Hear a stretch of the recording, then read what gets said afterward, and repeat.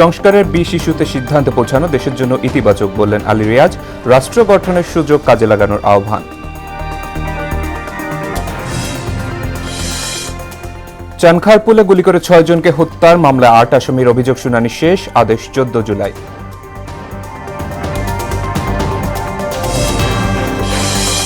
দেশে নারী শিশু নির্যাতন মহামারী পর্যায়ে পৌঁছেছে বলেন শিশু বিষয়ক উপদেষ্টা। প্রতিরোধে উপজেলা পর্যায়ে কুইক রেসপন্স টিম গঠনের সিদ্ধান্ত। এবং মুরাদনগর ধর্ষণ কাণ্ডে ভিডিও ছড়ানোর দায়ে গ্রেপ্তার 4 আসামি 3 দিনের রিমান্ড। ইতালিয়ান নাগরিক সিজার হত্যা মামলার 4 জনের যাবজ্জীবন।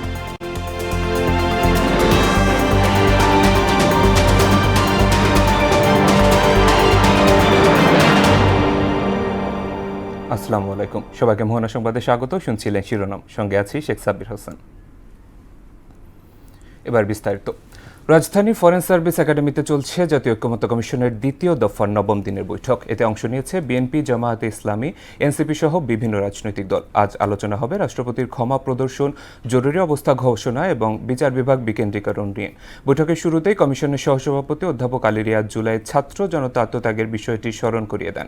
বলেন, সংস্কারে 20টি গুরুত্বপূর্ণ বিষয়ে সিদ্ধান্ত নিতে হবে, আর সিদ্ধান্তে পৌঁছাতে পারলে তা হবে দেশের জন্য ইতিবাচক। রাষ্ট্র গঠনের সুযোগ হেলায় হারানো যাবে না বলেও মন্তব্য করেন তিনি। আমরা কিভাবে কি পরিস্থিতির মধ্যে দিয়ে কতটা অবদান অন্যদের সমস্ত রকম জীবন বাজি রাখার সংগ্রামের পরিণতি হিসেবে আমরা এখানে এসেছি, সেটা আমাদের সবসময় মনে রাখতে হবে। এবং সেটাই যেন আমাদের গাইডিং প্রিন্সিপাল হয়, সেটাই যেন আমাদের দিক নির্দেশক হয়, যে অনেক প্রাণের বিনিময়ে অনেক অত্যাচার নিপীড়নের মোকাবেলা করে এবং একটা সম্ভাবনার জায়গায়, সুযোগের জায়গায়, যে সুযোগ অতীতে আসেনি সেখানে আমরা এসেছি, এই সুযোগ হেলায় হারানো যাবে না। এই সুযোগে আমাদের যতটুকু সম্ভব আমাদের সকলকে, প্রত্যেককে ব্যক্তি হিসেবে, দল হিসেবে, জোট হিসেবে, নাগরিক হিসেবে সেই ভূমিকা রাখতে হবে। আমরা আশা করি সেটা আমরা সকলে সবসময় মনে রাখি এবং সেভাবেই অগ্রসর হই। দর্শক, রাজধানীর ফরেন সার্ভিস একাডেমিতে আছেন আমাদের সহকর্মী মুনতাসির মামুন। আমরা সরাসরি যুক্ত হচ্ছি তার সাথে। মুনতাসির, বৈঠকের বিস্তারিত সম্পর্কে জানাবেন আমাদের।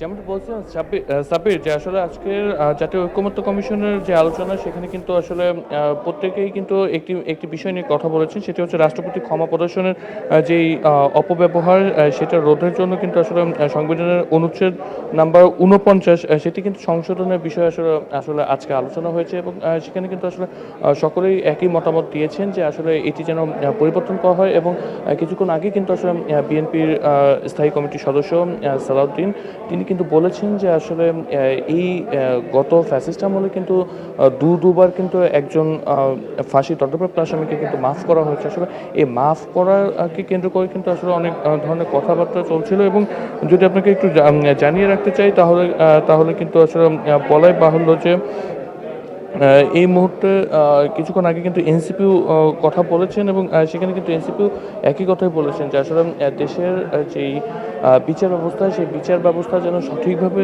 পরিচালনা করা সম্ভব হয়, সেই বিষয়টি কিন্তু আসলে তারা উল্লেখ করেছেন। এবং আলী রিয়াজ আরেকটি কথা উল্লেখ করেছেন যে সংশোধনের মাধ্যমে ক্ষমার অপব্যবহার রোধ করা সম্ভব। এবং বিচার বিভাগে বিকেন্দ্রীকরণ বিষয়েও আসলে প্রস্তাব উঠেছিল। আসলে সার্বিক পরিস্থিতি যদি বলি, তাহলে আসলে এই মুহূর্তে কিন্তু আসলে তাদের যে সেই ব্রিফিং কিন্তু শেষ হয়েছে। এবং আগামী 3 দিন কিন্তু আসলে এই গ্যাপ দিয়ে আবার ঐক্যমত্য কমিশন এই স্থানে কন্টিনিউ করবেন। তো এই ছিল আমার কাছে ফরেন সার্ভিস একাডেমি থেকে সর্বশেষ। সাব্বির। মুনতাসির, ধন্যবাদ আপনাকে।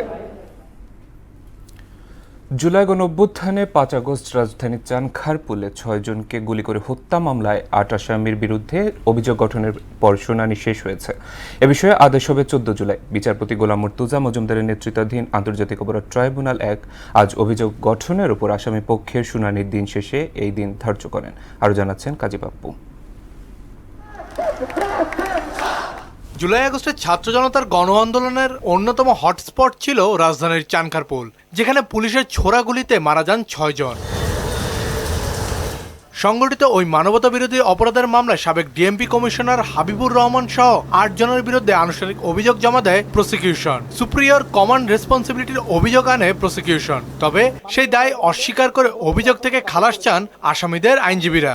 যেহেতু সে একটা আন্ডারে আছে, কমান্ডের আন্ডারে আছে, সে কমান্ডের আন্ডারে একজন কনস্টেবল সে কমান্ডটা পালন করেছে। এডিসি আখতারুজ্জামান এবং এসি ছিল, সেখানে একজন ইন্সপেক্টর কোনোভাবে কমান্ডিং অফিসার হতে পারেন এবং তিনি নিরস্ত্র ছিলেন এবং তিনি সেখানে কাউকে কোনো অর্ডার করেননি যে এটা গুলি করতে হবে বা কাউকে উনি বলেন। উনি পুলিশের একজন কনস্টেবল, তিনি প্রজাতন্ত্রের কর্মচারী হিসেবে তার উপর প্রযোজ্য দেশীয় আন্তর্জাতিক আইন অনুযায়ী জনগণের জানমাল রক্ষা এবং নিরাপত্তার জন্য দায়িত্ব পালন করেছেন।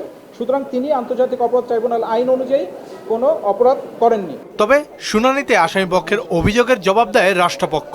আজকে ডিফেন্সের বক্তব্য দেওয়ার সুযোগ ছিল, তারা ডিসচার্জ অ্যাপ্লিকেশন দিয়েছিলেন এবং তাদের পক্ষে শুনানি উপস্থাপন করেছেন। আমরা আমাদের পাল্টা উত্তর দিয়েছি।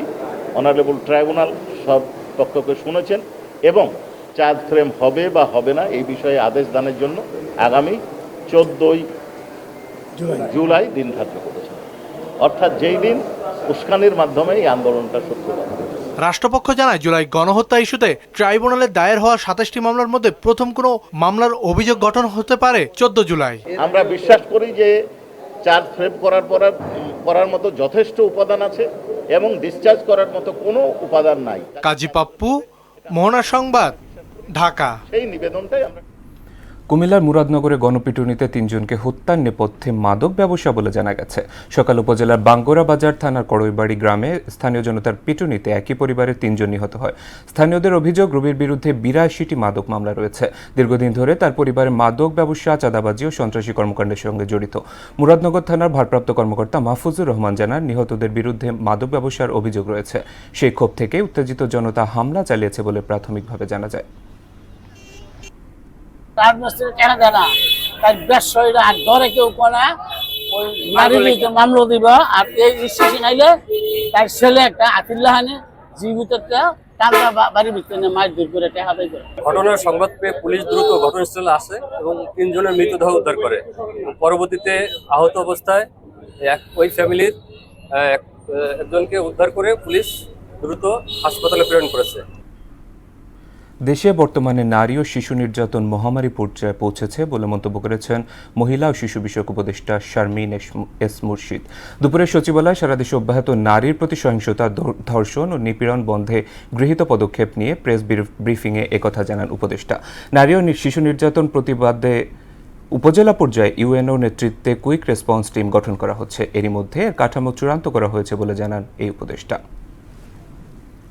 শিশুদেরকে এবং মেয়েদেরকে সহিংসতা মুক্ত করা এবং নিরাপদে রাখা। আর দ্বিতীয় কাজ হচ্ছে এদেরকে লালন করা, যাতে করে এরা একটা সুস্থ পরিবেশে বেড়ে উঠতে পারে। নারী ও শিশু মন্ত্রণালয় এই গোটা বছরটা নারী ও শিশু নির্যাতনের বিরুদ্ধে একটা বড় রকমের রেজিস্ট্যান্স তৈরি করার কাজটা করছে। কুমিল্লার মুরাদনগরে ধর্ষণকাণ্ডে ভিডিও ছড়িয়ে দেওয়ার অভিযোগে গ্রেপ্তার 4 আসামি 3 দিনের রিমান্ড মঞ্জুর করেছেন আদালত। তারা হলেন সুমন, আরিফ, অনিক ও রমজান। কুমিল্লার আমলি আদালত 11-এর বিচারক মমিনুল হক আসামিদের রিমান্ড মঞ্জুর করেন। ভুক্তভোগী নারীর দায়ের করা পর্নোগ্রাফি আইনের মামলায় তাদেরকে গ্রেফতার করা হয়। কুমিল্লা কোর্ট পুলিশের ভারপ্রাপ্ত কর্মকর্তা সাদেকুর রহমান বিষয়টি নিশ্চিত করেছেন। এদিকে প্রধান আসামি ফজর আলী গ্রেপ্তারের পর হাসপাতালে চিকিৎসাধীন রয়েছেন।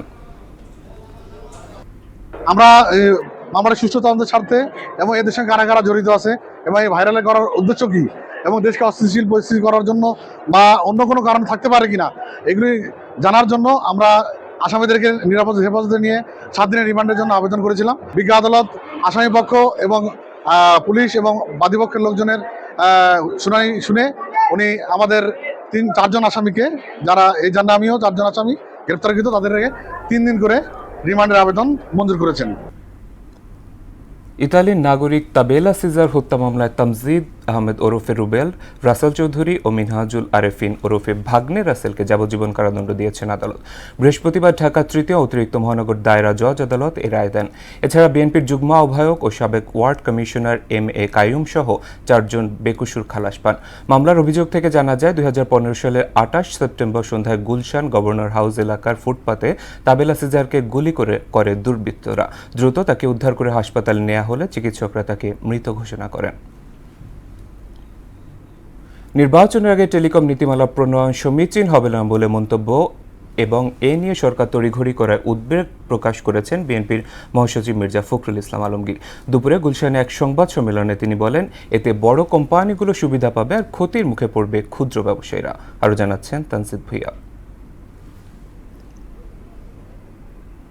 বৃহস্পতিবার দুপুরে রাজধানীর গুলশানে দলের চেয়ারপারসনের রাজনৈতিক কার্যালয়ে জরুরি সংবাদ সম্মেলন ডাকে বিএনপি গঠনমূলক মনোভাব নিয়ে এই খসড়ার সম্ভাব্য দুর্বলতা, অস্পষ্টতা এবং বড় মোবাইল অপারেটরদের পক্ষে অধিক সুবিধা পাওয়ার কিছু ধারা তুলে ধরেছে। এতে দলের মহাসচিব মির্জা ফখরুল ইসলাম আলমগীর বলেন, নির্বাচনের আগে একতরফাভাবে টেলিকম নীতিমালা করা ঠিক হবে না। নতুন প্রযুক্তির বিষয়ে স্পষ্ট ব্যাখ্যা নেই উল্লেখ করে তিনি বলেন, নীতিমালায় পরিষ্কার ব্যাখ্যার অভাবে বড় কোম্পানিগুলো সুযোগ নিতে পারে। খসড়া নীতিমালায় লাইসেন্স ফি, শর্তাবলী, কার্যকারিতা ইত্যাদি বিষয়ে বিস্তারিত কিছুই প্রকাশ করা হয়নি, যা স্বচ্ছতার অভাব নির্দেশ করে।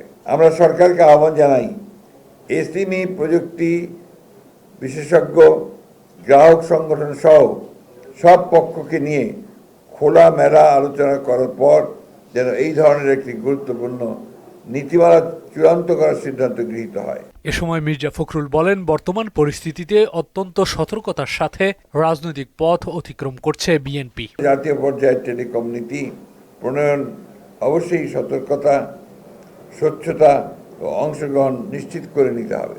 আমরা যে লক্ষ্যে এতগুলো প্রাণ গেছে, সেই প্রাণের বিনিময়ে আমরা যেন সুস্থ সুন্দরভাবে যেতে পারি, সেই পথেই আমরা হাঁটছি।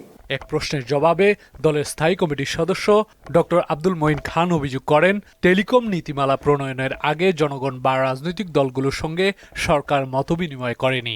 নির্বাচনের আগে এই স্বল্প সময়ে তারা দীর্ঘ 11 মাস কিন্তু এটা নিয়ে কোনো কথা বলেনি।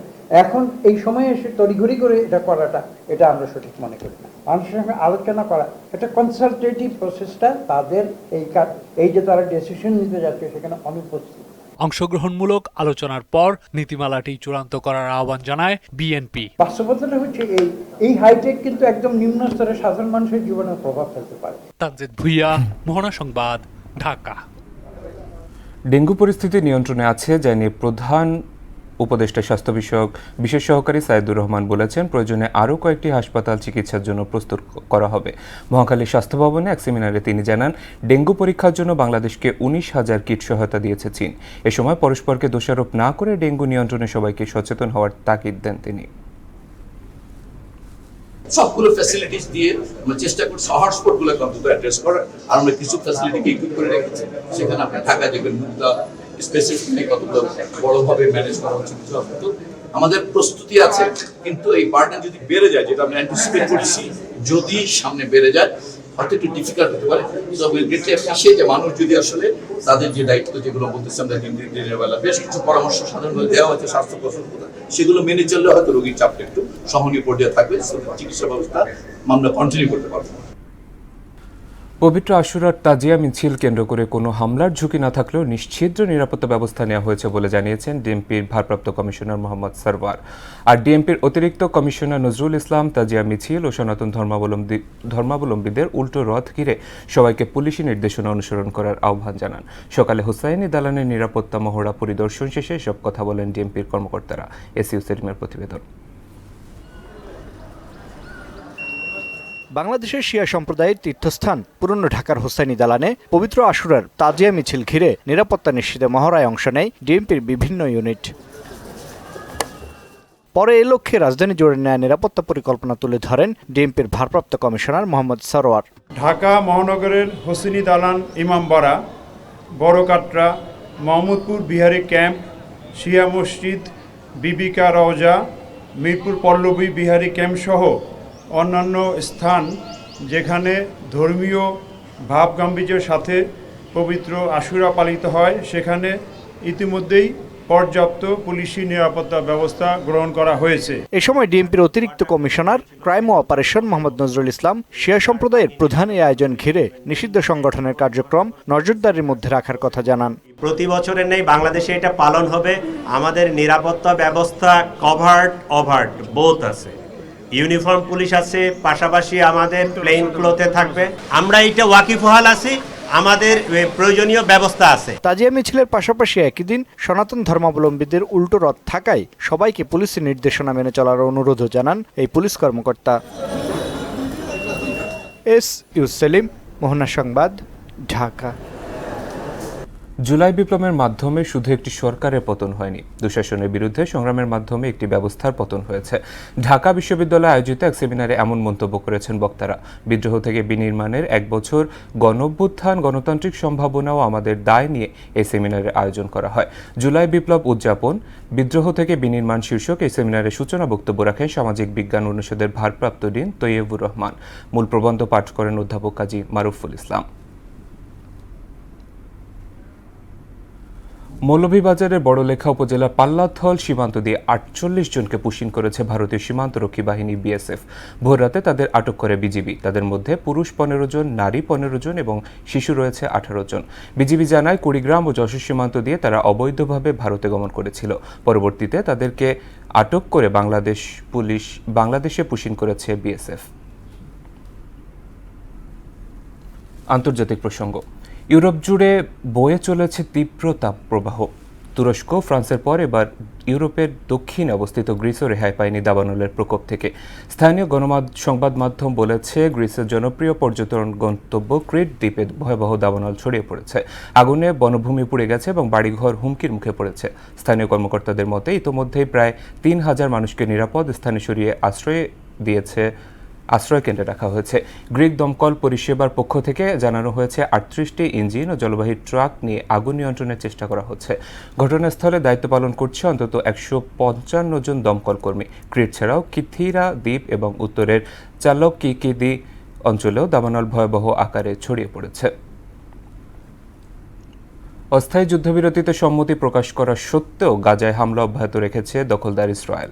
গত 24 ঘন্টায় গাজা জুড়ে হামলার প্রাণ গেছে 111 জনের।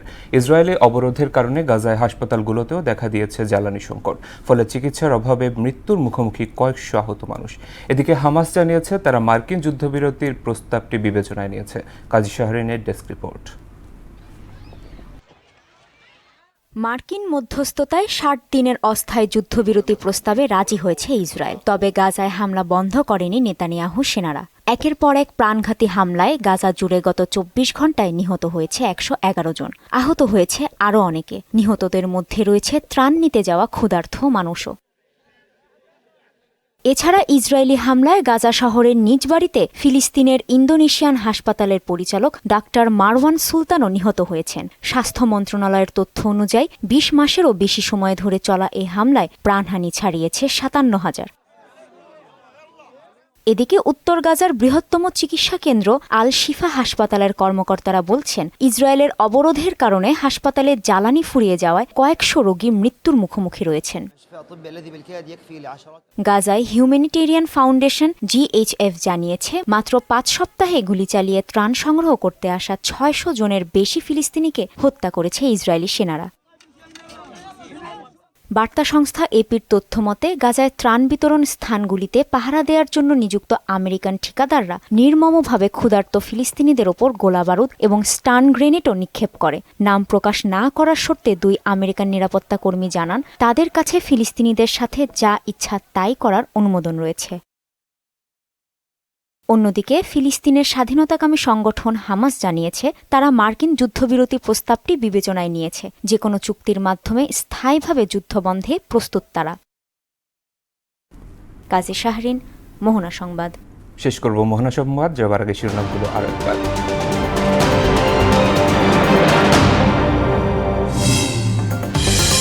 সংস্কারের 20 ইস্যুতে সিদ্ধান্তে পৌঁছানো দেশের জন্য ইতিবাচক বললেন আলী রিয়াজ। রাষ্ট্র গঠনের সুযোগ কাজে লাগানোর আহ্বান। চানখারপুলে গুলি করে 6 জনকে হত্যা মামলার 8 আসামির অভিযোগ শুনানি শেষ, আদেশ 14 জুলাই।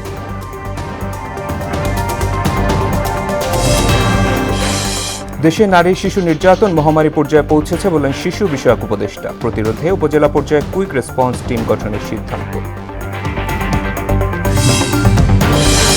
এবং মুরাদনগর ধর্ষণ কাণ্ডে ভিডিও ছড়ানোর দায়ে গ্রেফতার 4 আসামি 3 দিনের রিমান্ড। ইতালিয়ান নাগরিক সিজার হত্যা মামলার 4 জনের যাবজ্জীবন।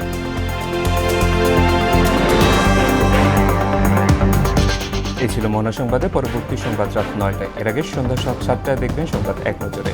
মোহনার সবশেষ খবর জানতে ভিজিট করুন www.mohana.tv। সংবাদ দেখতে পারেন মোহনার ফেসবুক এবং ইউটিউবে। এতক্ষণ সঙ্গে থাকার জন্য ধন্যবাদ।